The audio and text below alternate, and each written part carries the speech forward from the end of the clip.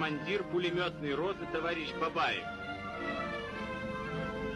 Несколько часов назад, вырвавшись вперед с 4 пулеметами, он проявил исключительный героизм, уничтожив в горячей схватке большую группу польских офицеров.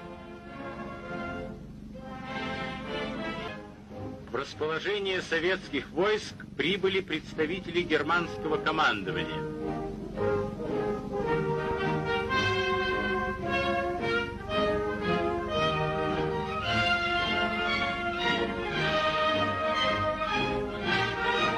Командующий кавалерийским корпусом комдив товарищ Еременко уточнил в беседе с немецкими офицерами порядок дальнейшего продвижения советских и германских частей, границы обоюдных государственных интересов СССР и Германии.